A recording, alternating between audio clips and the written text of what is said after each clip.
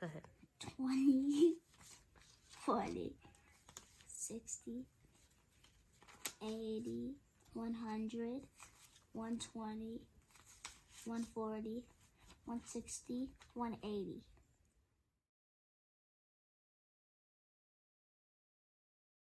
Hi, people. Hi, guys. This is Lauren with the Intentional Money, and this is, what's your name? My name is Josiah. Okay, JoJo for short. And did you remember that I actually counted money to 180? Yes, we remember you counted the money to 180. In even numbers. In even numbers, yes. So that leads us into today's conversation of how I'm setting my kids up for financial success in the future. I had to think about that for a second. So the first thing that we do is we talk about money, right? Yes. And how often do we talk about money? Do we talk about it all the time? We do. We do talk about it all the time. And we count money and we go over the budget. So we talk to the kids about money. Yes? Yes. Do we like to have money? Yeah. Yes, we do. And make sure that you don't spend all your money, because if you have no money, if you want to get something, then you can't get anything. Then you can't get anything. There you go. The only way to get things is that you have to save your money. Save your money. Or what does your sister do? Where does she go and gets her money? She has a job. What's that? The bank. No. Yeah. She has a job. Yeah.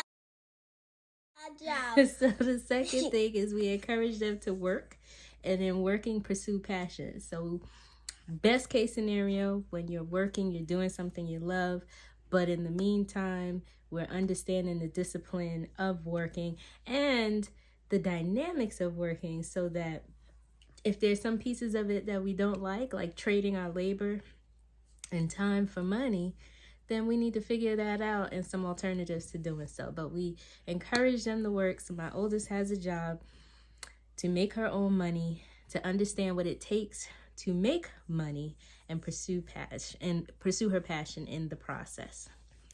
The next thing we did was open 529 savings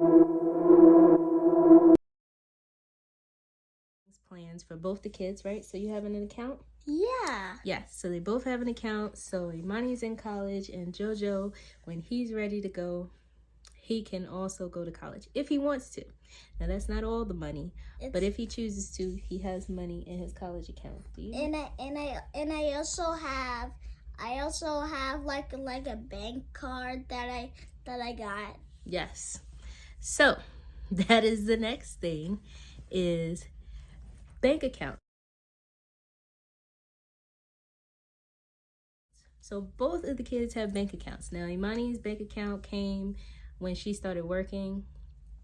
JoJo has one now, and in that bank account, we do a couple things. The reason why we do it has his name on it, right? Yeah. It has his own name on his debit card, right? Yeah. It does have spending limits. It does have savings limits.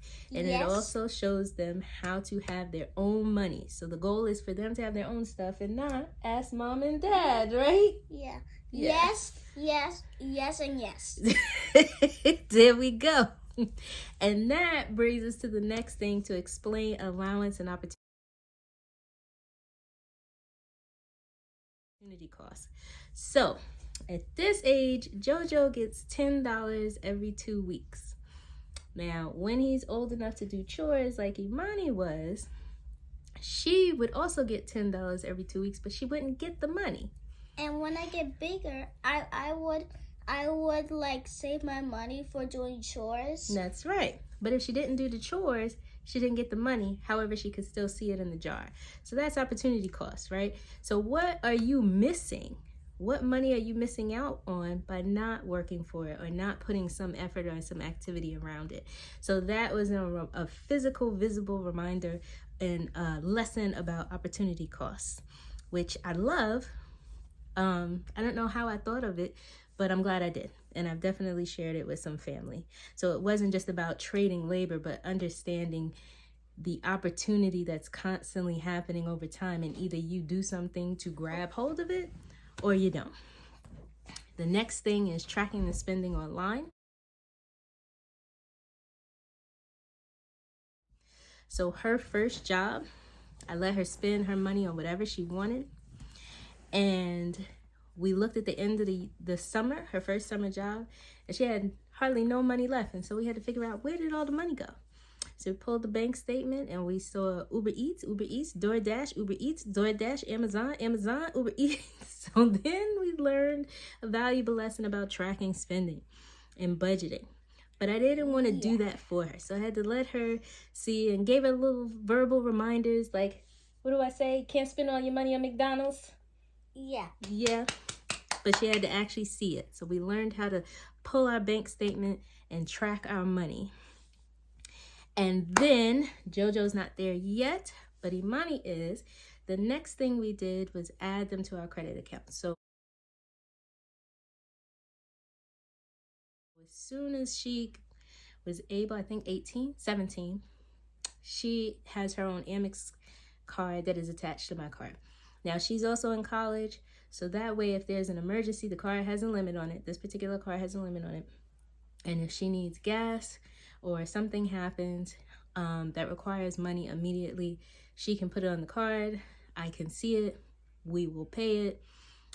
We as in both of us, depending on what the charge is. And it also helps build her credit. Valuable lesson I learned from a sorority sister. And then the final thing that we have done thus far is set up a retirement account.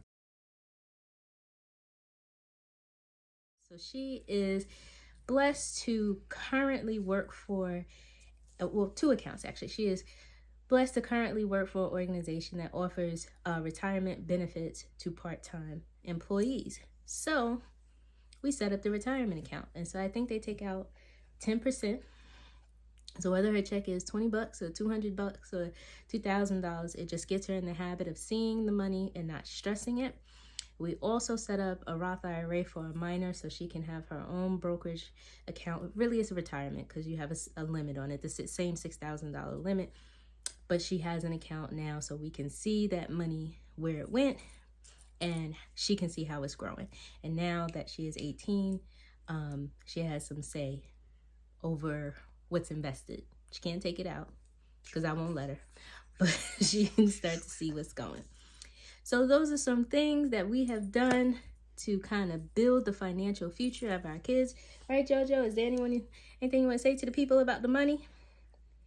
You always have to listen. You gotta listen, and we gotta save. Save and not spend it. And not spend it. I mean, there you go. Gotta get in the camera so they can see. Listen and save and not spend it, right? Yeah.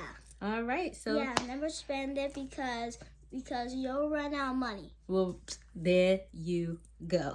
So thanks so much for joining us, and we'll see you in the next video. Bye.